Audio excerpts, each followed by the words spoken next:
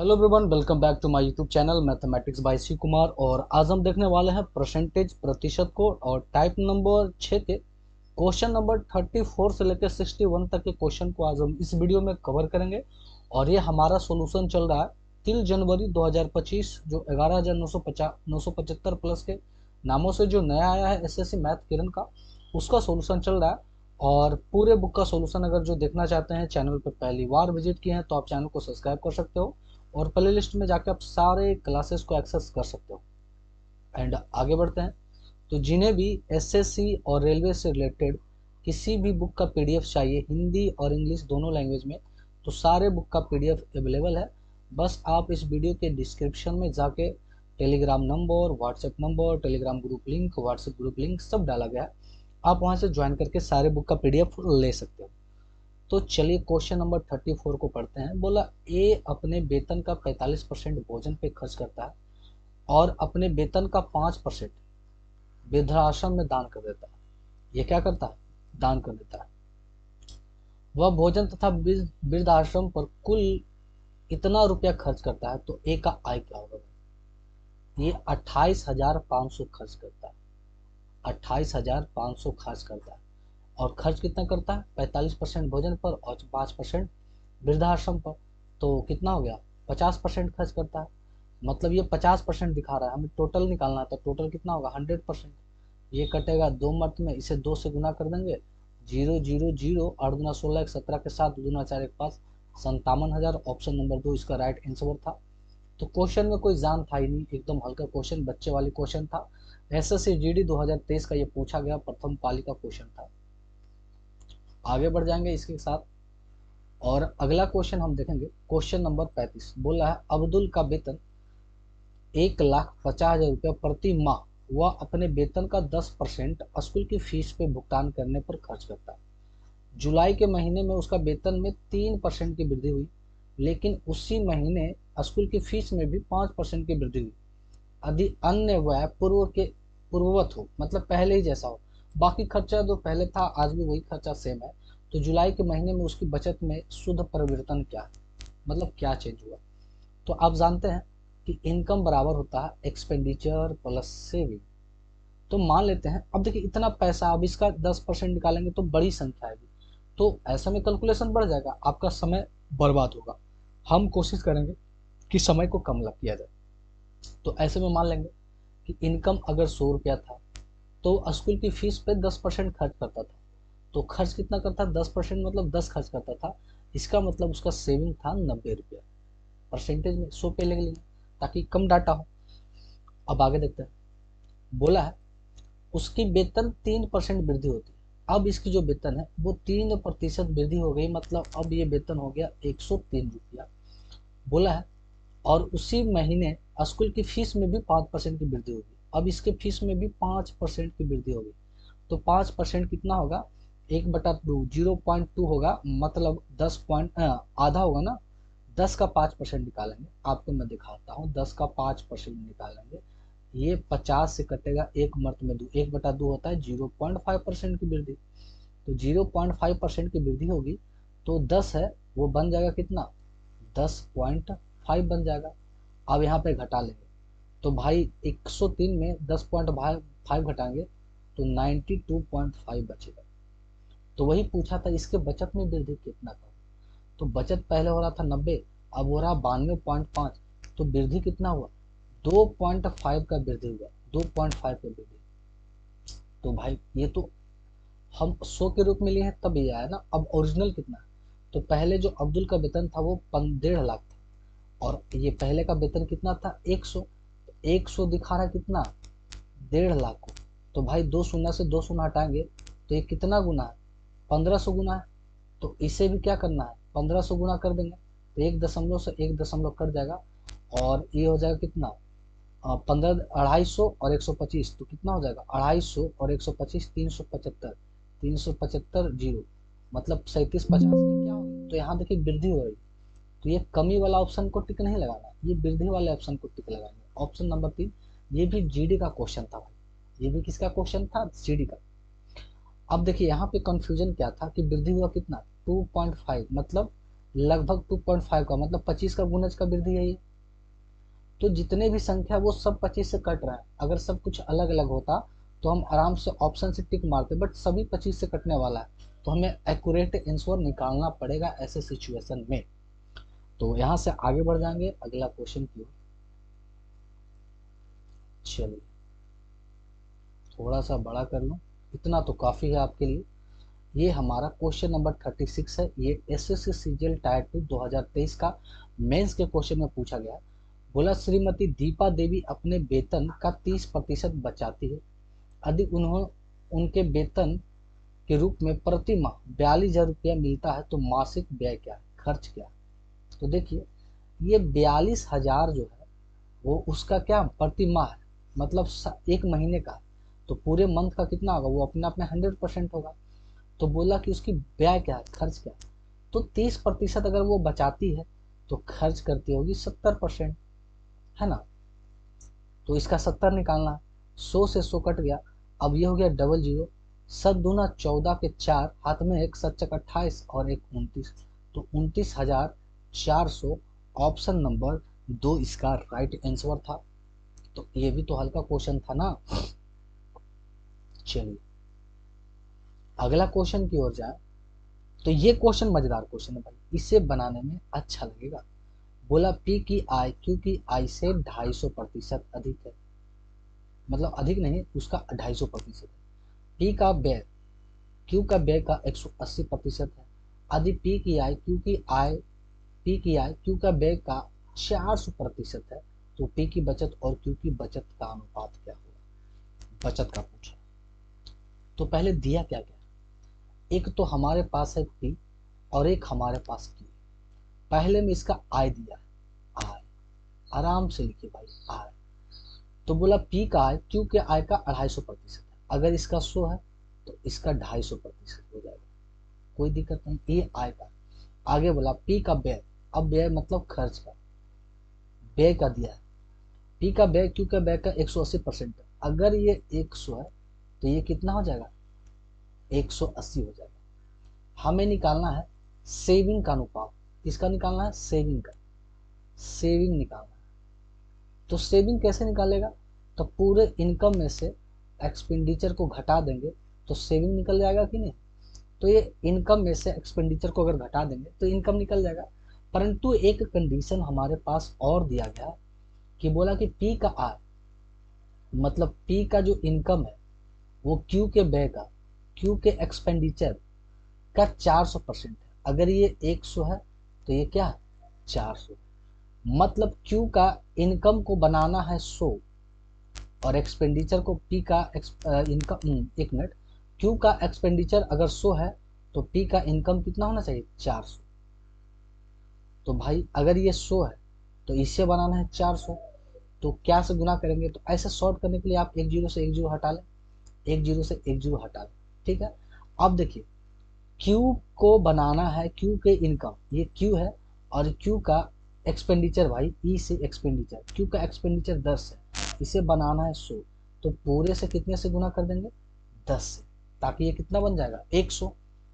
तो और पी का जो इनकम है, पी का इनकम 25 है, इसे बनाना है 400, तो कितने से गुना करेंगे, तो गुना करेंगे 4×2 4×4 16, 16 से गुना करेंगे तो 16×25 ये हो जाएगा 400। और ये भाई, तो अब हमें निकालना है सेविंग। तो ये पूरे आय में से व्यय को घटा देंगे, तो 16 से गुना करेंगे 25 को, तो 25×16 कितना हो जाता है, ये तो हो जाता है 400। और ये 18 दहें के 180, तो 400 में से 180 गया तो बच गया कितना, 220। अब क्यों का निकालते हैं, 16 दहें के 160, ये तो हो गया 160 में से 100 घटाएंगे तो कितना आ जाएगा, 60।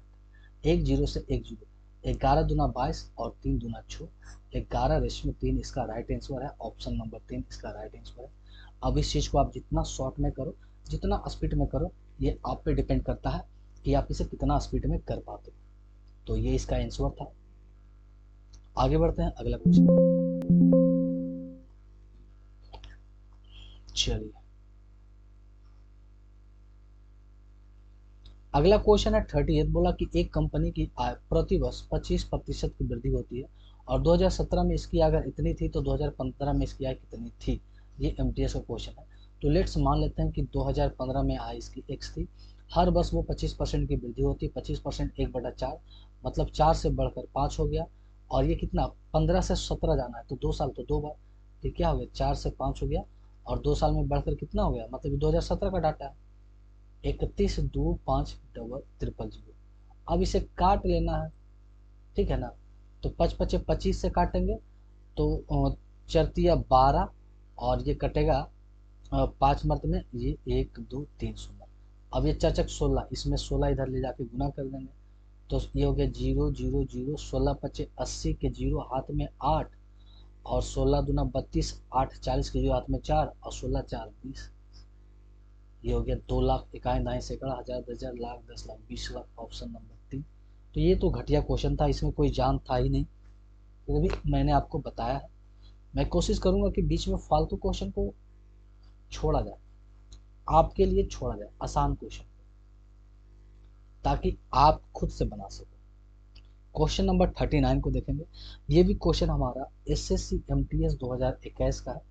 बोला कि ए की आय बी की आय से 50% अधिक, अधिक ए का आय का 40% वृद्धि होती है और बी की आय में 30% का वृद्धि होती है, तो संयुक्त आय में होने वाली वृद्धि प्रतिशत क्या है।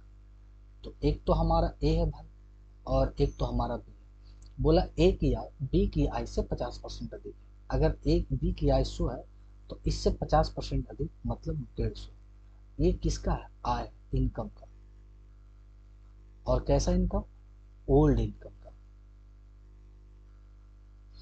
फिर बोलता है कि ए की आय में 40% की वृद्धि होती है। अब ए की आय में 40% की वृद्धि हो जाती तो 15 चक 60, ये हो जाएगा 210, जो कि क्या हो जाएगा, न्यू इनकम। और बी में 30% की वृद्धि हो जाएगी, 30% का, तो 30% हो जाएगा 130। तो बोला कि संयुक्त आय में क्या वृद्धि हुई। तो भाई पहले ए और बी का संयुक्त आय मतलब दोनों का योग, ए बी का संयुक्त आय कितना हो जाएगा, तो 150 100 250। अब कितना हो जाएगा 200 300 और 40 340। तो भाई कितना वृद्धि हुआ, तो 50 इधर और 40 इधर, 90 का वृद्धि हुआ।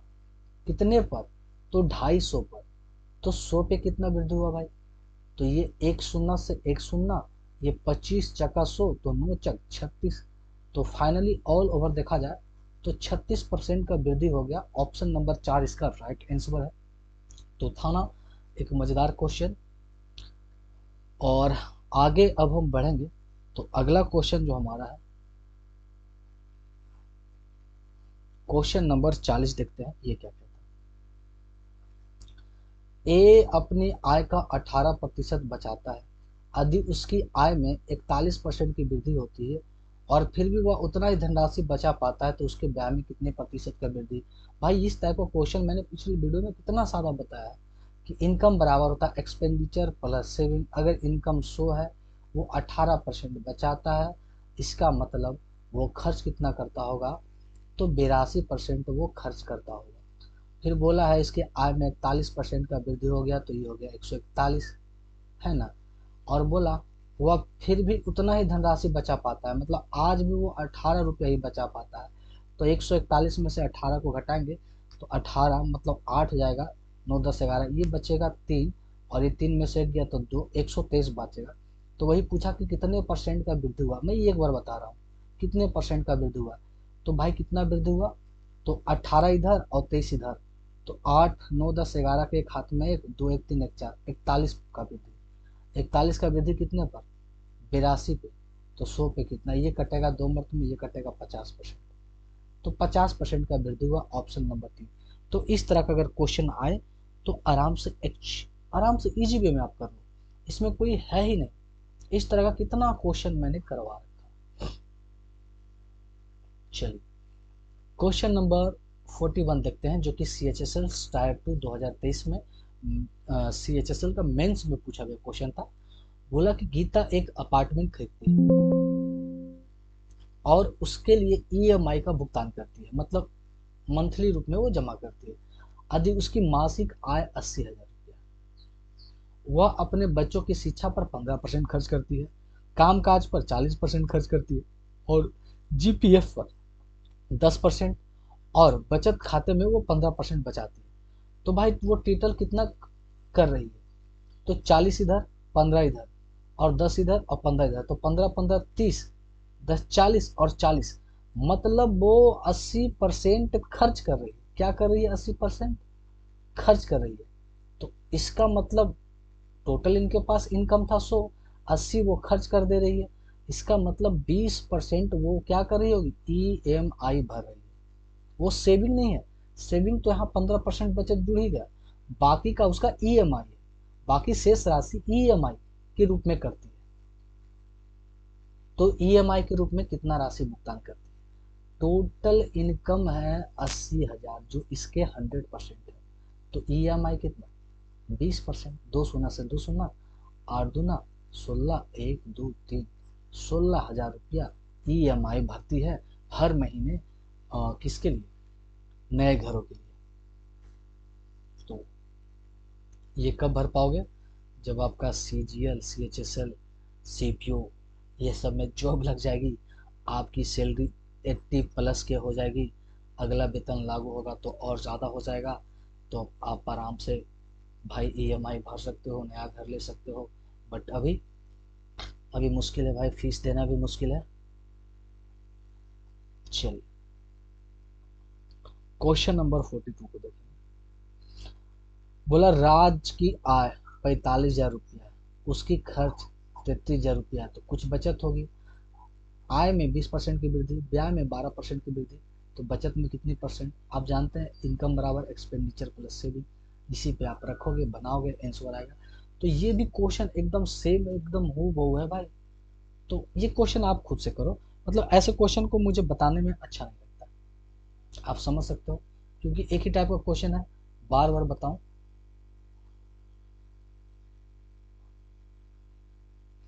और क्वेश्चन नंबर 43 भी वही है सेम। 45,000 आया है, खर्च है 33,000। अब वहाँ पर था 20%, यहाँ 22% है, वहाँ कुछ और था, यहाँ 11% की वृद्धि थी। तो उसकी मासिक बचत में क्या होगी? सेम क्वेश्चन भाई, इसमें क्या बनाना क्या है? क्वेश्चन नंबर 44 को अगर देखते हैं, तो ये अपनी मासिक आय में 68% खर्च करता है, मतलब 100 इनकम है, 68 खर्च करता होगा, तो 32 इसकी सेविंग होगी। आय में 25% का वृद्धि, 125 हो गया। उसकी बचत में 15% की वृद्धि, अब इसका 15% कितना हो जाएगा? 3/20 का वृद्धि कर देंगे जो आएगा। फिर ये कितना आएगा, तो ये कितना परसेंट वृद्धि हुआ।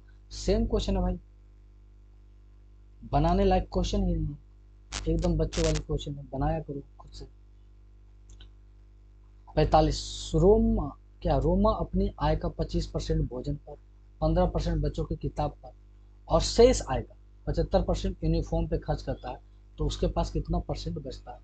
मान के चलते हैं उसके पास 100% कोई राशि है, वो 25% और 15% भोजन और किताब पर खर्च करता है। तो 25 पाती 40 खर्च कर देता है। तो जब 40 खर्च कर देता है,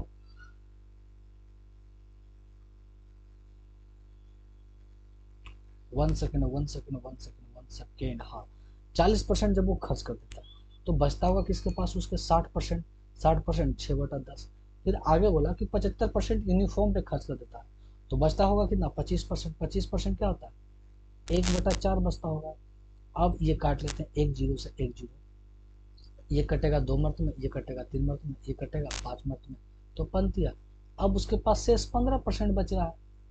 खत्म कहानी, ऑप्शन नंबर 3 है। तो ऐसे क्वेश्चन में, इस क्वेश्चन में तो कोई जान था ही नहीं, बस परेशान कर रखा है इस क्वेश्चन। अगला क्वेश्चन को देख लेंगे हम। क्वेश्चन नंबर 46 बोला कि एक कॉलेज विद्यार्थी अपने पॉकेट मनी का 75% खर्च करता है।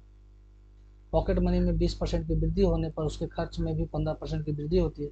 तो बचत में क्या होगा? वही सेम क्वेश्चन, इनकम बराबर एक्सपेंडिचर प्लस सेविंग पे रखेंगे। अगर 100 रुपया इसका इनकम है, 75 वो खर्च करता है, 25 का सेविंग है, इसके पॉकेट मनी में 20% का वृद्धि, 120 हो गया। मतलब सेम क्वेश्चन है भाई। अब इसमें कितना का वृद्धि कमी होगा, ये पूछा है, एमटीएस का क्वेश्चन है 2023 का, काफी आसान क्वेश्चन है।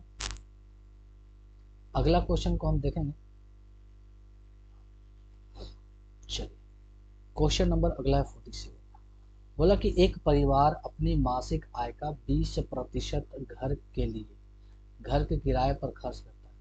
शेष राशि में से वह परिवार 50% घरेलू खर्च, 20% बच्चों की शिक्षा पर करता है। यदि ऐसे करने के बाद परिवार का मासिक बचत 6600 रुपये, मतलब बचता है 6600। तो लेट्स मान लेते हैं कि उसके पास 100 रुपया, तो वो 20% घर के लिए खर्च करता है। तो 20% जब घर के लिए खर्च करता है तो बचता है 80%। 80% बोले तो 4/5 बचता है। फिर आगे बोला है कि 50% घरेलू और 20% वो शिक्षा पर खर्च कर देता है, मतलब 50-20 70 खर्च करता है, तो उसके पास बचता है 30%। 30% 3/10, और यही बचत है 6600। ये 3 से काटेंगे 2200, ये कट गया 5, ये कट गया, तो 2 से काटेंगे 1100। तो x बराबर 25 गुने 11, तो 1275 हो जाएगा पर 00, तो 27,500। ऑप्शन नंबर 2 इसका क्या हो जाएगा, राइट आंसर हो जाएगा भाई। अगला क्वेश्चन हमारा है 48 और उसका शेष भाग यहाँ पे है।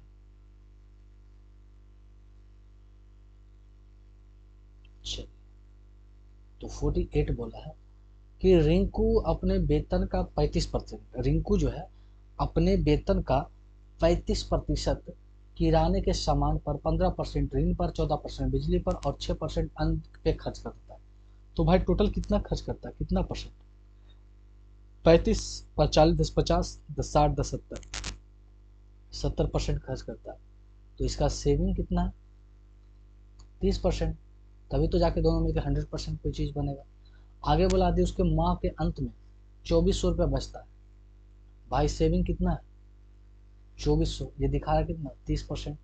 तो हमसे पूछा क्या था, उस प्रति माह का टोटल खर्च, तो टोटल अपने आप में होगा 100%। तो 8 या 24, 80, ये हो जाएगा 8000। टोटल इसका सेविंग कितना है भाई, 8000 है। ऑप्शन नंबर इसका ये है। MTS 2023 का क्वेश्चन था, बताइए कोई जान था इसमें। क्वेश्चन नंबर 49 को देखते हैं। ये बोला कि एक व्यक्ति अपने वेतन का 72% खर्च कर देता है और प्रति माह 5740 रुपया बचत करता है, तो वार्षिक वेतन का 10% क्या है। यहाँ पे स्टूडेंट गलती करें, ये जो दिया गया है वो प्रति माह का है, हमसे जो पूछा है वार्षिक पूछा है, साल भर। तो भाई 5740 रुपया बचत है, अब 72% खर्च कर देता है, तो बचत कितना होगा, 28%। तो एक महीने का कितना होगा, 100% निकालेंगे, तो 28 दूना 56, बचेगा एक, ये कटेगा 05, मतलब 205, गुना करेंगे तो 205 पर 00। ये 1 मंथ का है, ये कितना है, 1 मंथ पेमेंट, एकदम डिटेल। हमें चाहिए साल भर का 10%, तो ये 1 मंथ का है, साल भर के लिए 12 से गुना करना है, और इसका चाहिए 10%। 2 शून्य से 2 शून्य, तो 205 गुने 12 गुने 10 करेंगे, तो ये आएगा 24,600। कितना आ जाएगा, 24,600 आ जाएगा। आप गुना करके देख लेना। ये CPO 2023 का क्वेश्चन है। CPO में थोड़ा सा क्वेश्चन जो आता है वो कैलकुलेटिव आता है, गुना करने वाला है ना।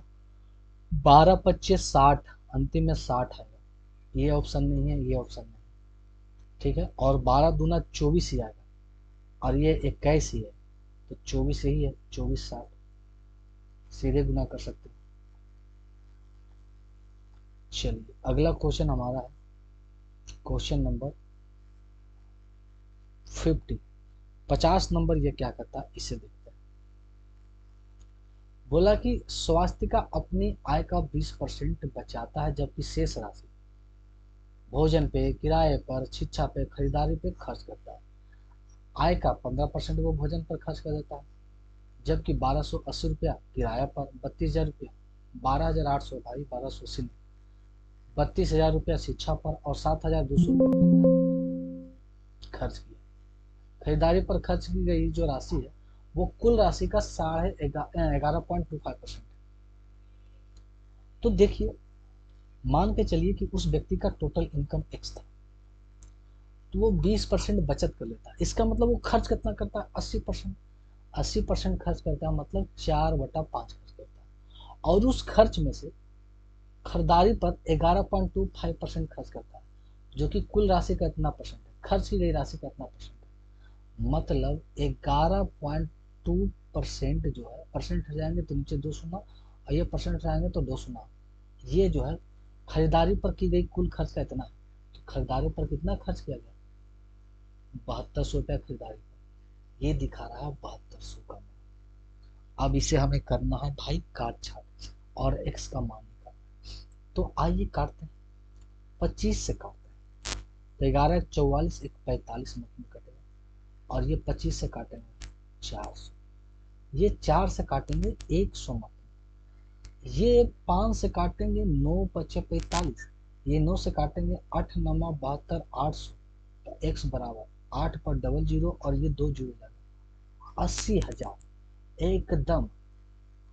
तो एक्स का मान आ गया 80,000। पर ये ऑप्शन में नहीं है, हमें क्या पूछा? तो भोजन पर कितना रुपया खर्च किया? तो भोजन पर, तो ये तो हो गया टोटल इनकम 80,000, और भोजन पर खर्च किया गया 15%। 80,000 का निकालना है 15%, 2 शून्य से 2 शून्य, तो 15 अट्ठी 20 से 120 पर 2 शून्य, तो ये निकल गया 12,000। तो भोजन पे कितना खर्च किया गया भाई? 12,000 रुपया खर्च किया गया भोजन पे। सीपीओ का क्वेश्चन था, इसलिए कैलकुलेशन करना पड़ा। तो आप समझ सकते हो कि थोड़ा सा सीपीओ को क्वेश्चन में कैलकुलेशन रहता है। भाई एक ही पोजीशन में बैठ के पढ़ाते पढ़ाते क्वेश्चन सॉल्व करते करते ना रीढ़ की हड्डी दर्द करने लगती है। अगला क्वेश्चन की ओर चलेंगे। क्वेश्चन नंबर हमारा अगला होगा 51। 51 क्या होता है वो देखते हैं। बोला कि एक व्यक्ति अपने धन का 18% खो देता है, शेष का 87% 87% खर्च करने के बाद उसके पास इतना बचता है। भाई मान के चलिए उसके पास 100 रुपया है, 18% अगर खो देता है तो उसके पास बचता है 82%। अब शेष राशि का 87% खर्च कर देता है, तो उसके पास बचता होगा 13%, और यही 13% दिखा रहा 122 रुपया का। तो x का मान, इन दोनों को यहाँ पर ले जाएंगे गुना में, और इन दोनों को ले जाएंगे भागा में, तो ये आ जाएगा 1144.45। ऑप्शन नंबर 3 आप कैलकुलेट करके देख लेना। तो ये था इसका आंसर 51 का भाई। अब इसके बाद हम जाते हैं अगला क्वेश्चन की ओर, कि अगला क्वेश्चन हमारा क्या कहता है।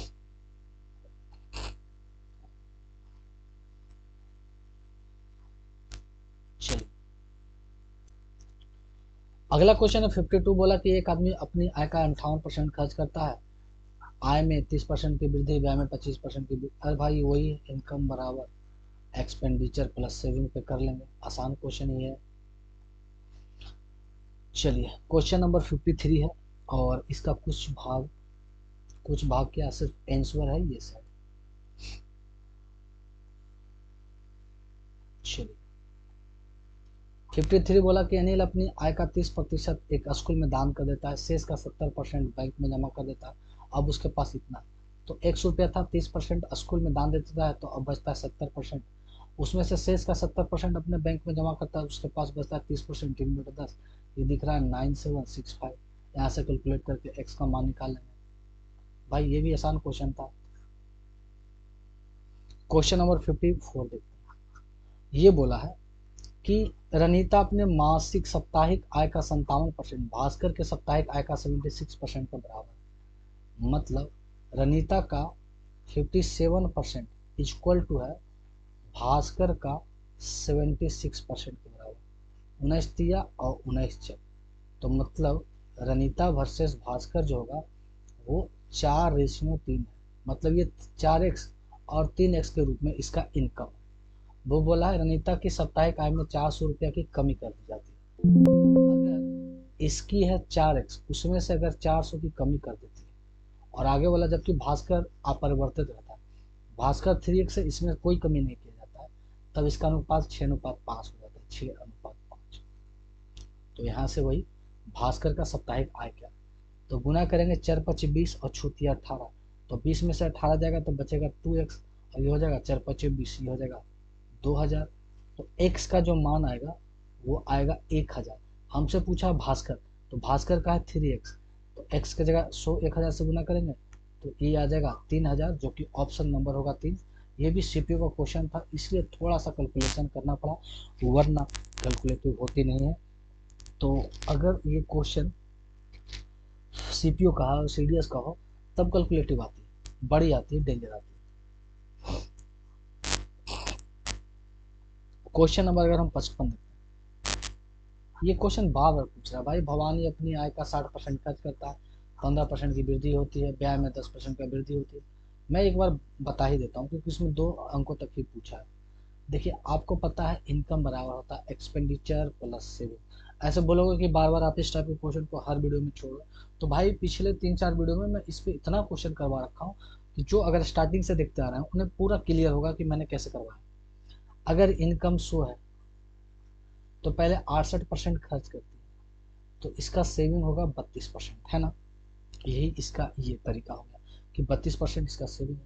बोला इसके आय में 15% की वृद्धि, अब भाई 15% का वृद्धि करेंगे तो 115 हो जाएगा।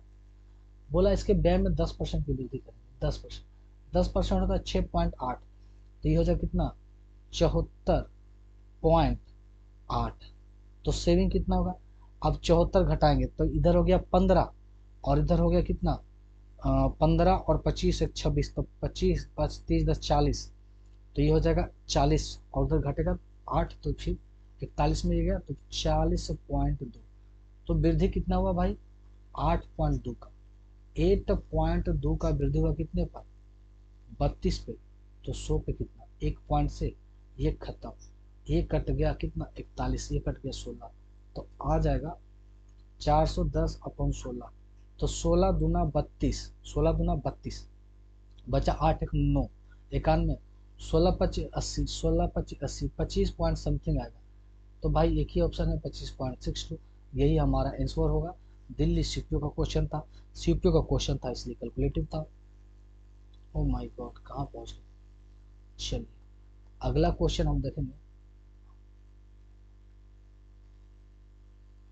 Question number 56।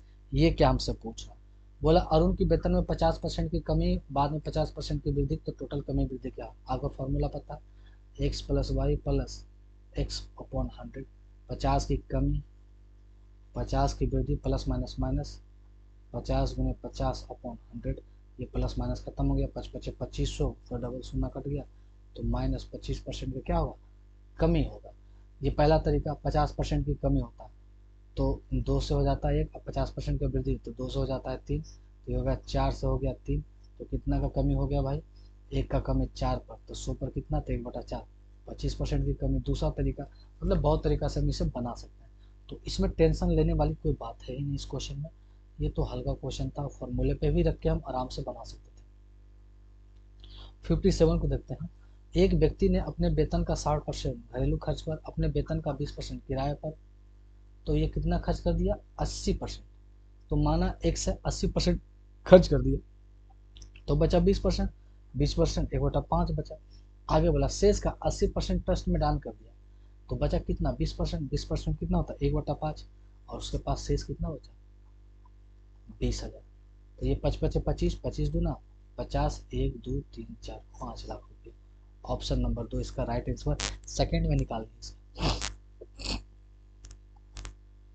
ये देखिए क्वेश्चन नंबर 58, इसमें क्या है भाई कि 2020 में सुमित की आय 21,000 रुपया और प्रत्येक वर्ष 10% की बढ़ती है, तो 2 वर्ष के बाद बढ़कर कितना हो जाएगा, तो 21,000 अभी है, हर साल 10% बढ़ती है, मतलब 10 से 11 हो जाती है, 10 से 11 हो जाती है, 2 साल में कितना हो जाएगा, तो 121 गुने 210 करेंगे, गुना करने पर हमारा आ जाएगा 25,410।